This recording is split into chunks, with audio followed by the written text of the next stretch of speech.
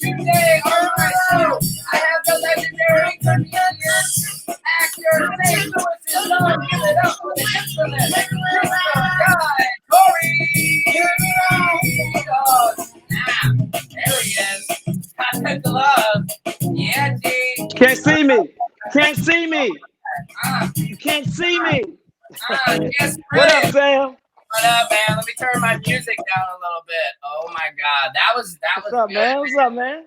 Woo! That's probably my best intro I have done, man. Let me just share this. You say that to all your guests, man. No, I don't. I really honestly. If you go back and look at my shows, that was a good one, man. I'm trying to get my technology together. You know what I mean? Okay. In these trying times, the platforms have kind of been leveled a little bit. You know what I mean? So I'm taking this opportunity. I see Jimmy Kimmel, Fallon, James Corden, all these guys are stuck at home with limited resources. So I'm just trying to, I can kind of stand out at this point in time. You know what I mean? Hey, hold on. They are a lot richer than us. They don't have limited resources. Exactly. Well, that's kind of the they part. Make a lot more money than us. Exactly, and I'm just saying, the minute that those shows stopped down, their entire staff, I'm guessing, was on hand to get this shit going again. You know what I mean? You know, I'm sitting here in my little shed on. I'm using Switcher Studio, which a lot of people have been asking me, how am I keeping my live feeds so hot, so fresh? If you want to know, I am live switching this feed right now. Let me just show you guys. See this? I'm switching it on my camera right here, and we're doing an entire live feed through my Wi-Fi. I can go back to Guy. I can go to all my cameras. You know, I mean, it's a really amazing app. But the point is, man, survival of the fittest. You know what I mean? Look at this. I'll give you absolutely, man. And the one thing that they have over us is that we're everything. They have producers and stuff like that. We are the producer, with a lighting person, with a camera person, with a talent, with a writer, with everything. Everything. Now, Guy, obviously we can see you've got a lot of food in front of you. You've got a lot of food prep. So tell people what's been going on. I know you've got this new show you've been doing, a new cooking show. So tell people about that. What's happening?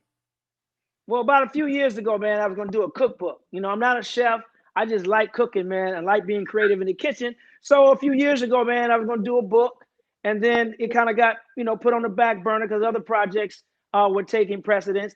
And then, I'm pitching some things. So before the shutdown happened, I was like, you know what? I'm going to shoot a sizzle for my show. A sizzle is, for those who don't know, it's like a presentation, So that very next week is when they quarantined us, and I had all my ring lights from my podcast I used to do. I had my cameras, and I was like, and my stands. I'm like, you know what?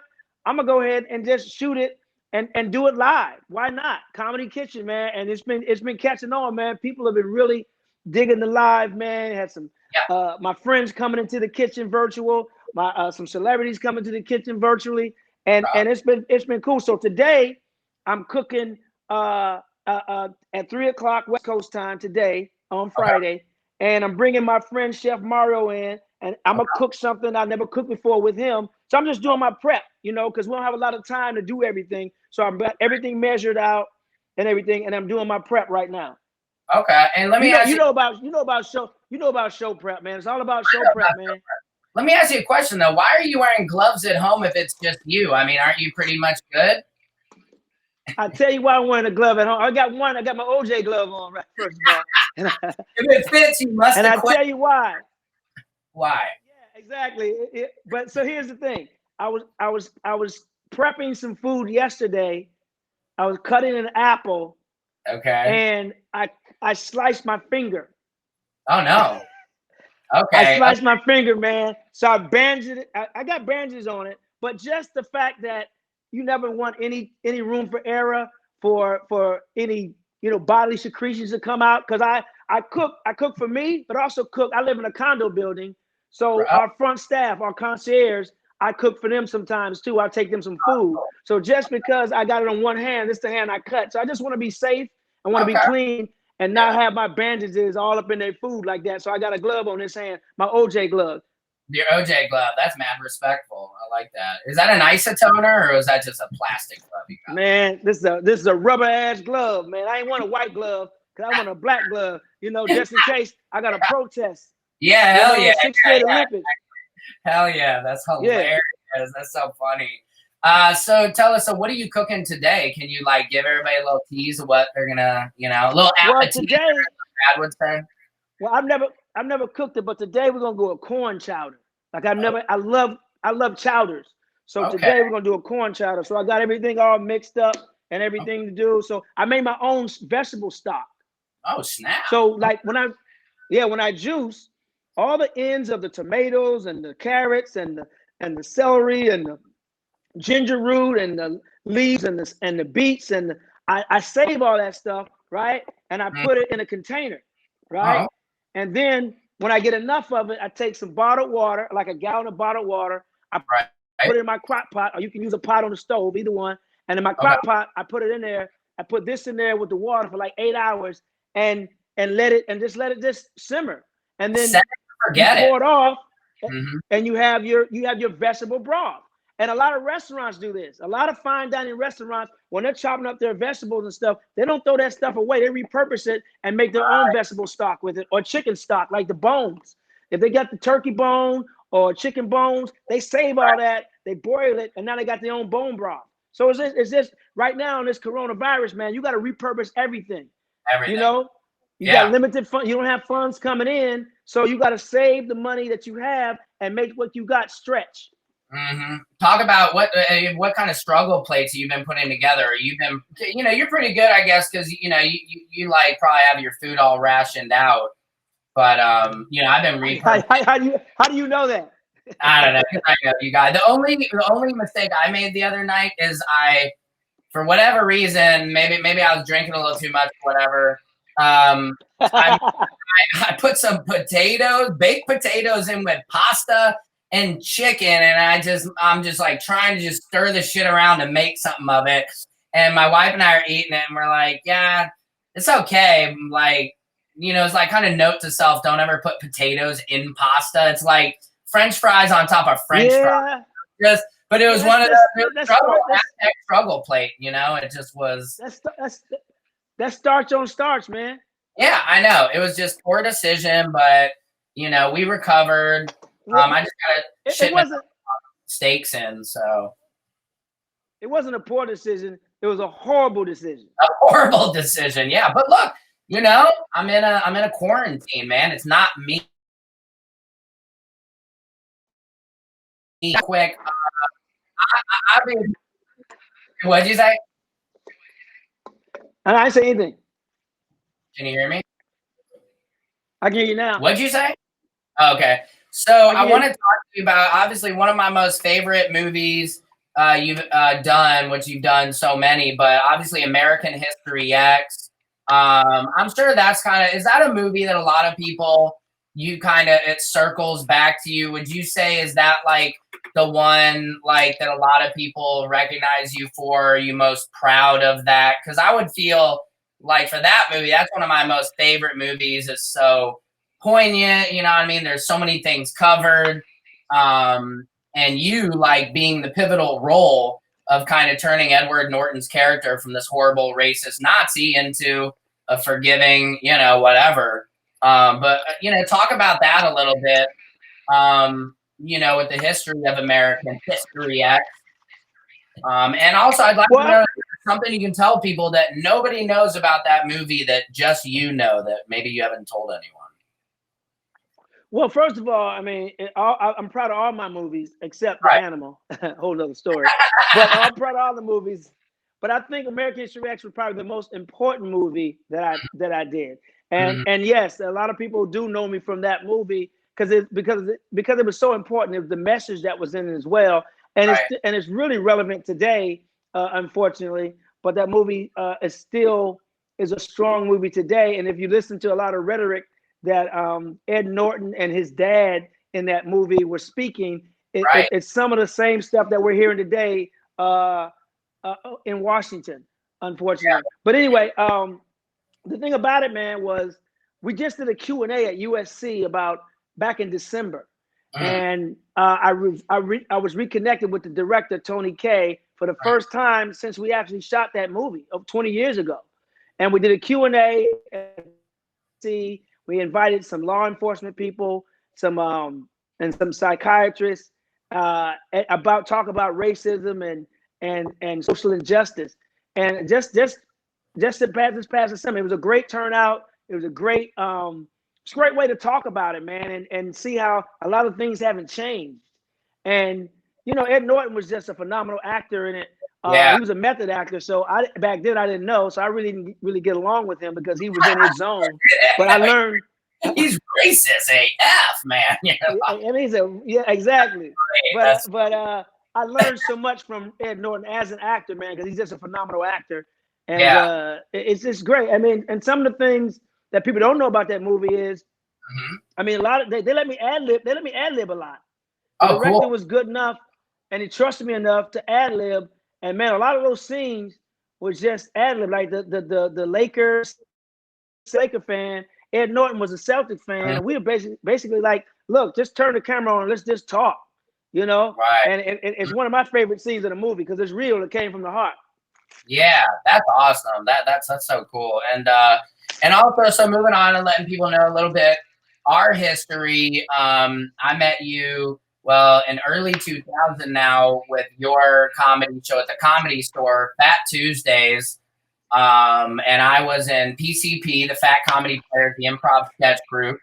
And for people who don't know, Guy Torrey had, I mean, pretty, you know, there's a lot of who you know, the urban night started in Hollywood or whatnot, and you know, so we won't go there. But what we do know is that Fat Comedy Tuesdays was pretty much the biggest, most successful comedy show, black comedy show specifically, in the early, you know, what was it, 2000, 2005 or so? Mid 90s to mid 2000s. Right. I came in way late. I came in towards the end of the wave. But I mean, you know, the shows are legendary. I mean, even when I was in that show, we would consistently open up for either Chappelle, Martin Lawrence, Chris Tucker, Chris Rock. I mean, it was the celebrities in that building were bananas. You know what I mean? I remember I got to freestyle rap for Method Man one night in there. That's right. But, you know, even a lot of, you know, people talk about how Nick Cannon, a young Nick Cannon, you gave really some of his first opportunities in that room. And young Nick Cannon used to sit in our room and check out our improv and sketch group. And it was like, you know, a lot of people kind of rumor that he was influenced a little bit by your improv sketch group to create Wild 'N Out, you know? Well, first of all, shout out to Nick Cannon, man, who always on every interview, man, gives a lot of credit to Fat Tuesdays, and that's where he was discovered. Shout out to Nick Cannon. I remember I used to see Nick, and he's like, man, he used to say, I owe you. I'm like, you owe me what? He said, I got discovered at Fat Tuesdays. And I was like, dude, you don't owe me anything. I didn't write one joke for you. I didn't schedule one meeting for you. I didn't make one phone call on your behalf. I gave you a platform, and you killed it, and that's all on you. I can't take credit for that. And if he was inspired by Fat Tuesdays, God bless him, because you know he had a vision for it beyond the vision I had. I had never I never thought about taking it to TV like that. So if he was inspired by it, God bless him, and God bless everybody who was blessed to come on that show, because they're big stars today. But again, I can't take credit for that, because if I take credit for that, then I got to take credit for a comic who may have bombed, who went home and killed themselves. So I ain't gonna take credit for the bad. I ain't take credit for the good. So That's hey, pretty funny. it's all about inspiring each. It's all about inspiring each other, man. And that's all credit goes. I don't want to sound corny, but I'm just gonna keep it 100. All credit goes to God, player. Oh yeah. Well, no, I mean, and that's real. And what was I say? I mean, that's the thing. I mean, you helped everybody. I mean, that's in your spirit. That's how you are.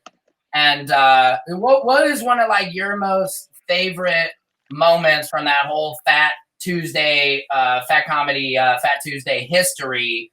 Like, what would you say? I know there's so many, but is there one you can tell people? Man, there's so many.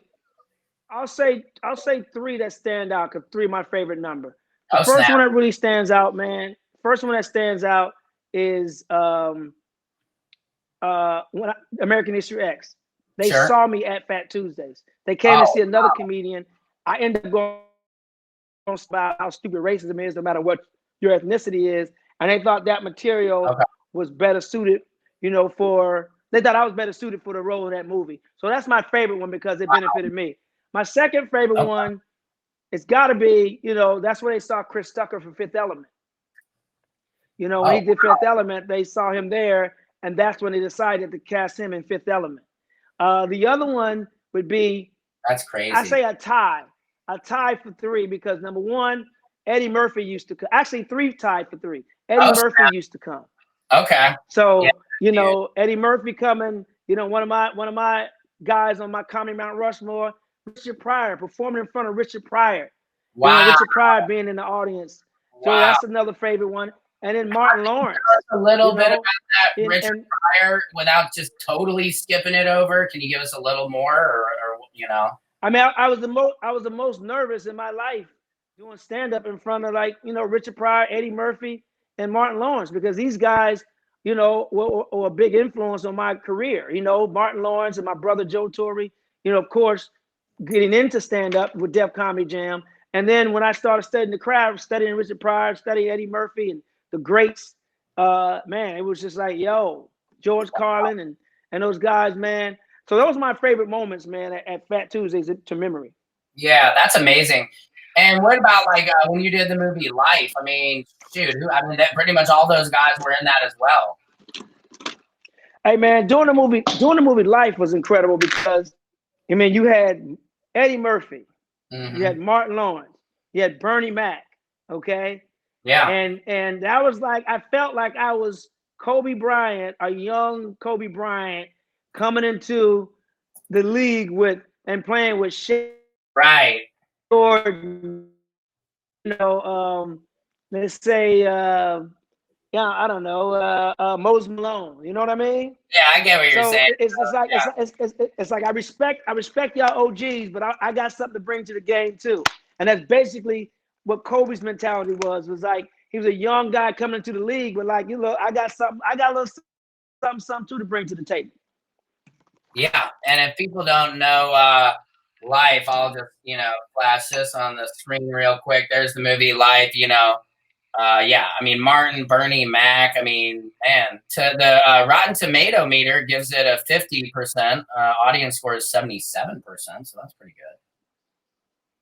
Hey man, I don't do a Rotten Tomato. I think Rotten Tomato is a rotten fucking tomato. Yeah, Rotten Tomato is kind of rotten. You're absolutely right. They don't like none of my shit. Well, I mean, hashtag it's. No, I respect corny white dudes, right? Respect tomato. All right, guys. So let me do something with you real quick. Pick a number between 1 and 10, and I'm gonna ask you some questions here, but they're random. So 3 is my favorite number. 3. Okay, there we go. Snap. Okay, Guy T. If your crush called you up and said, "Hey, come over now. I want to smash and break that quarantine," would you do it? Rihanna, I'm on my way. Yeah, that is worth dying for. All right, give me another. Sade, hold on. Sade, I'm on my way. This is no ordinary love.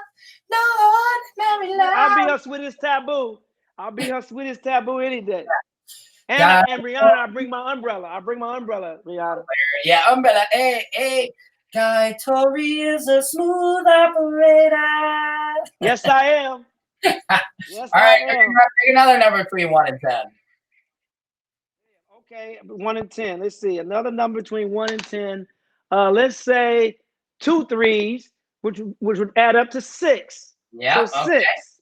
All right. That question is: sing your favorite '90s jam. My favorite 90s jam. Yeah. Oh man, that would have to be. I had a break. That would have to be Second. Go That ahead. have to be California Love. California Love, Tupac. Nice. Dre. Love it. Okay. California Love. California knows how to party. California knows how to party. In the city. Good old Watts. In the city of Compton. Okay. City of Compton. Nice. I think something happened. Our little live stream was interrupted, but I'm still recording it. Let me see something. If I just stop it for a second, maybe, and then start it back up. But I think we're almost pretty much done anyway. I mean, I got everything out I wanted, but is there anything, lastly you want to talk to the people, tell everybody a little inspiration to keep them going? Hey, shut down right now. This quarantine is good for all of us. It's not good because I like a lot of you all, but whatever it is, whether it's conspiracy theory, whether you believe it or not, just stay safe. All right, just stay safe and be creative. This is a time for you to relax, time for you to be creative, a time for you to make bonds with your loved ones. I'm by myself, and I ain't gonna lie to you, I'm happy being by my damn self.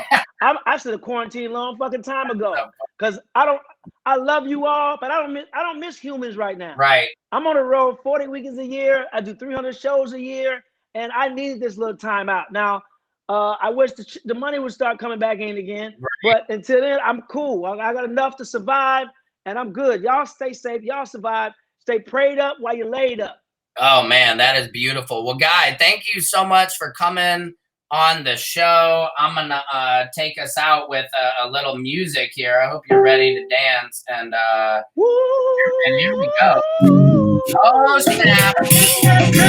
All right, guys, it was such a pleasure to have you on my show. Ladies and gentlemen, give it up for Mr. Guy Tori. Follow him at Guy Tori. And DT, I will see you soon, my friend. Stay safe out there. That's my comedy kitchen. Kitchen. Catch it. Yeah. Tune in to Guy Tori. Instagram Live. That's right. All right, guys. I'll see